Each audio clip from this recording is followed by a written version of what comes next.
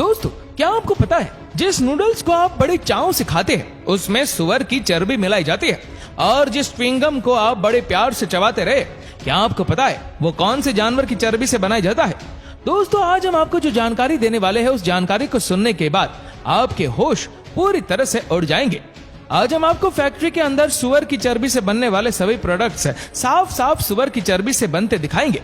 दोस्तों, सुअर की चर्बी से बनने वाले ऐसे प्रोडक्ट्स हैं जो आज आपकी डेली रूटीन टाइप में शामिल हो चुके हैं, और साथ ही ये भी बताएंगे कि सुअर की चर्बी किस प्रोडक्ट में पाई जाती है और किस प्रोडक्ट में नहीं।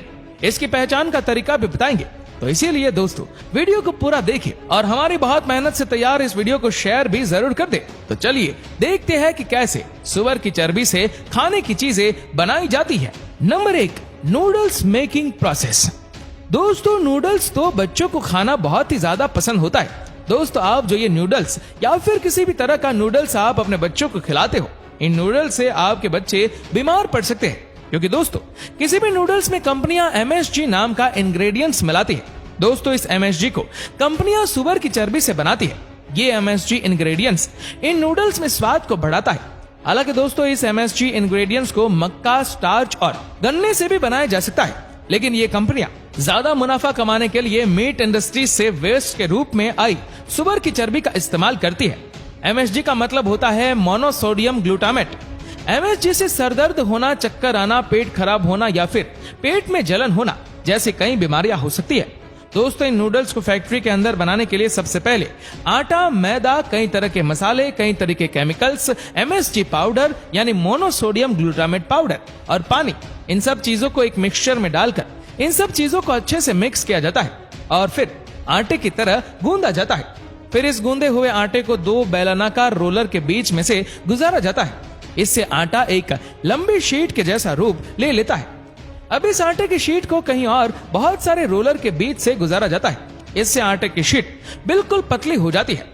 अब आखिर में ये मशीन इस आटे की शीट को नूडल्स की शेप में काटती चली जाती है।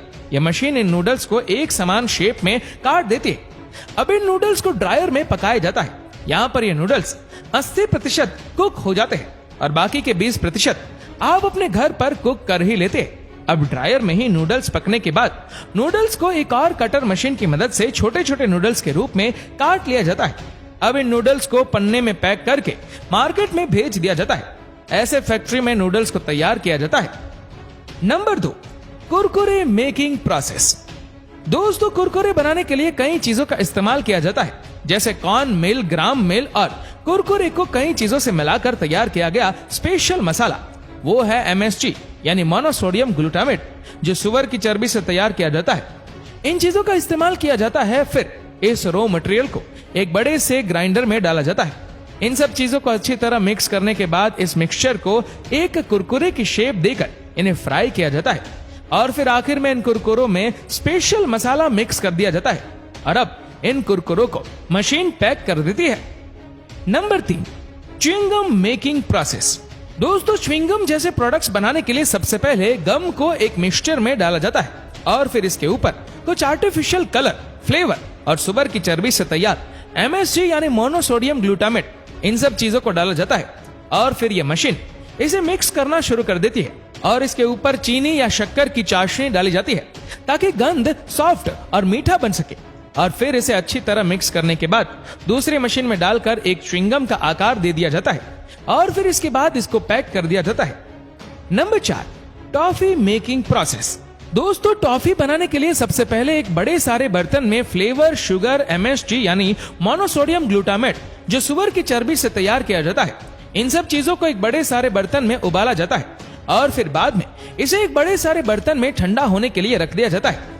ठंडा होने के बाद इस मिक्सचर को मशीन में डाल दिया जाता है और फिर यह मशीन इस मिक्सचर को खींचकर एक टॉफी का आकार देकर फटाफट तेजी से टॉफियों को पैक करके बाहर एक कैरेट में डालती रहती है।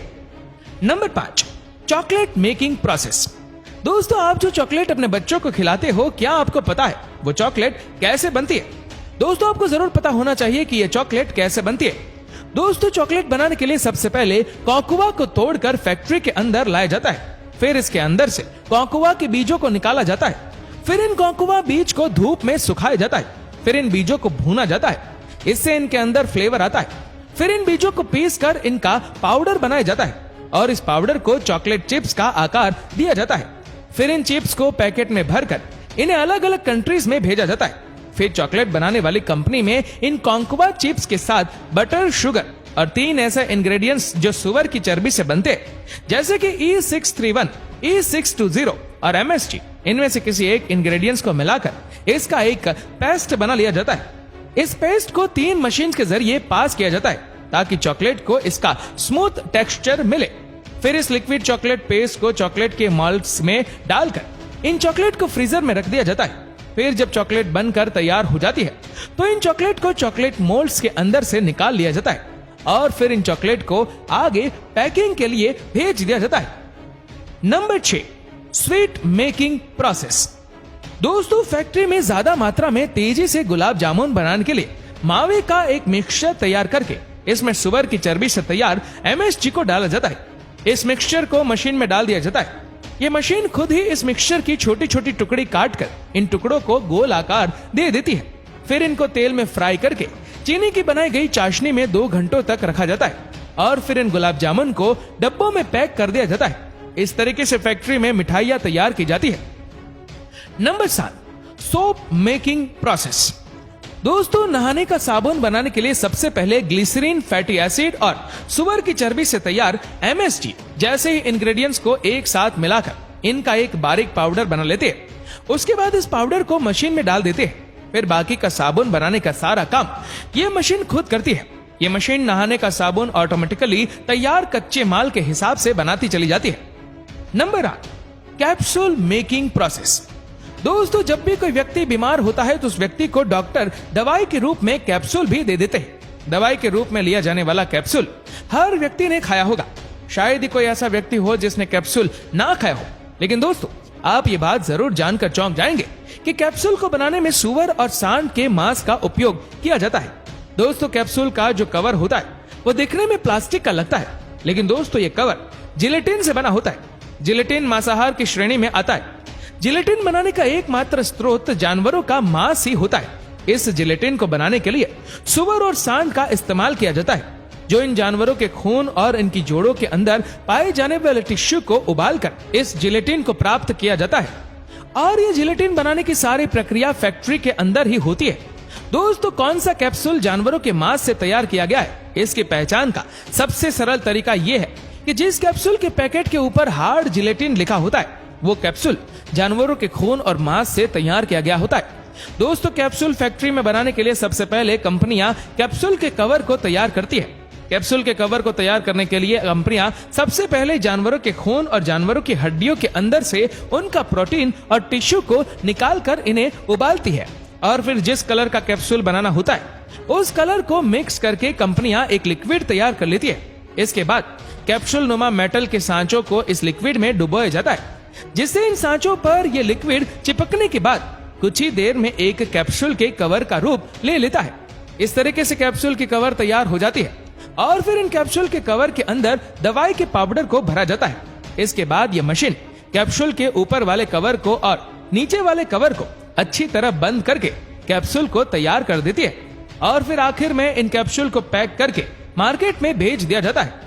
दोस्तों, कौन सा प्रोडक्ट सुअर की चर्बी से नहीं बना हुआ है, इसकी पहचान का सरल तरीका ये है कि आप जिस प्रोडक्ट को खरीदे उसको खरीदने से पहले उसके पैक पर लिखी इंग्रेडिएंट्स लिस्ट पढ़े।